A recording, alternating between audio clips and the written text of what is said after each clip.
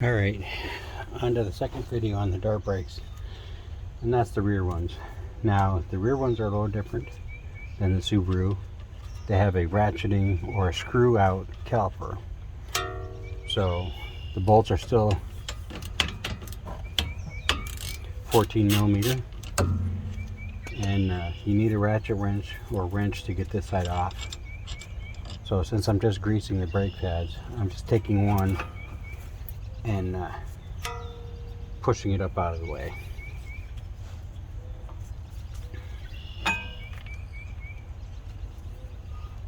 Actually, if you take the boot off,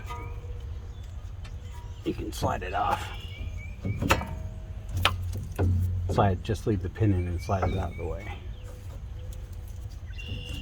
So if you're changing your brake pads, what you got to do is, I'll bring you in. There's a special set of tools.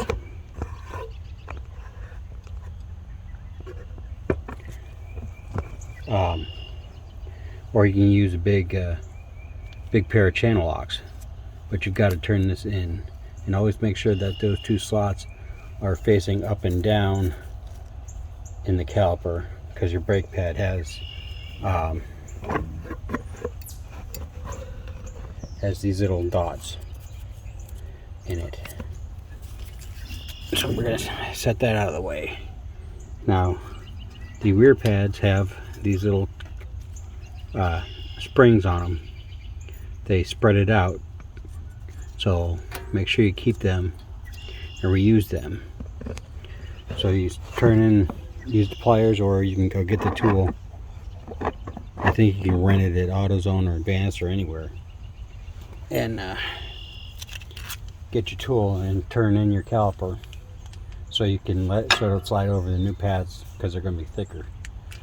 So I'm going to take these out, and just like the front ones I did, I'm just greasing these because they're obviously still brand new.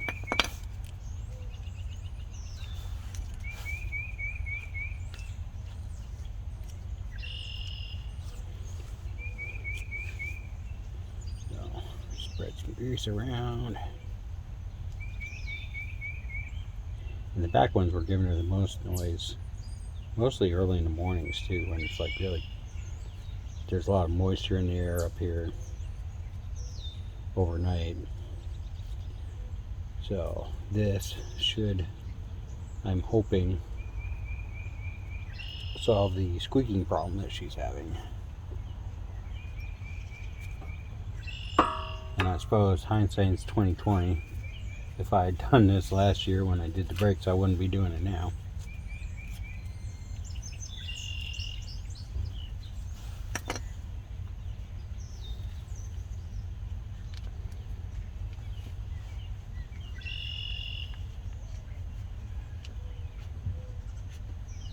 Really wishing I had bought some different grease home, because these packs are just too small, and they're just, one pack is for one set of pads, and yeah, it doesn't work that way.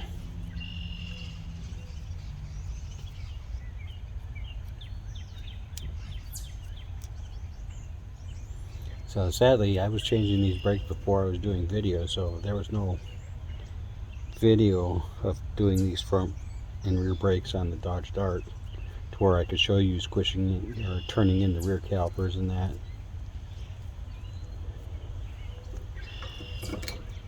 Because that can be a very fun job to try and do. So once again, we've greased these gloves up, so they're coming off.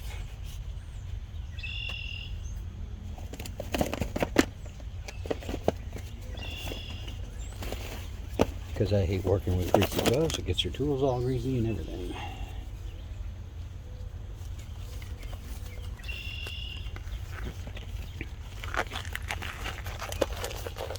The most dangerous, or the most hardest part about doing rear ones with the screwing calipers is making sure that that squeezes or screws in properly. And that can take the most amount of time sometimes. So now you gotta take your little springs, and obviously there's two holes in the pads.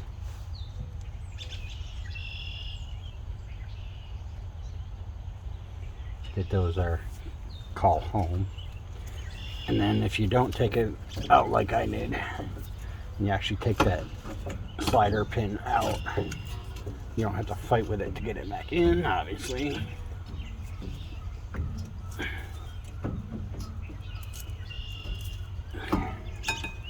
There we go.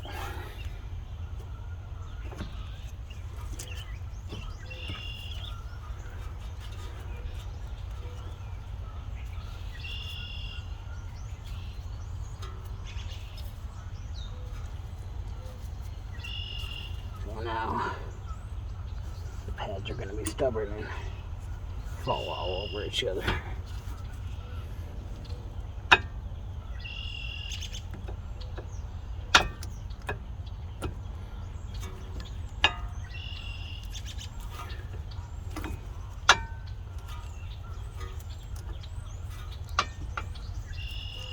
So those little springs, the problem with those little springs is they are doing their job and pushing the brakes out. There we go. So obviously we've got more grease on my fingers. But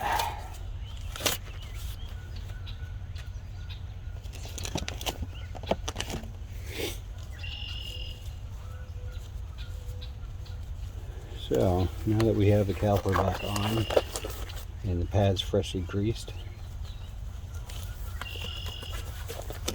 since I only took off the one bolt, that's all I have to put back together.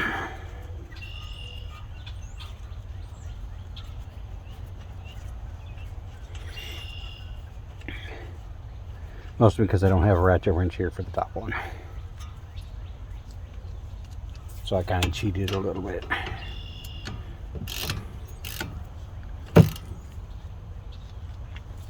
There we go. So that's how you can remove your rear brake pads. And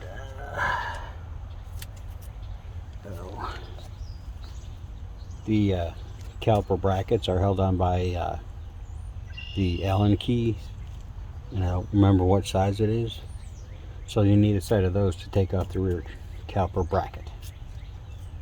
So other than that, that'll do it for this little video on taking apart the rear brakes on the 2015 Dodge Dart, or any Dodge Dart for that matter, with the disc brakes. So till the next one, like, comment, and subscribe. Have fun.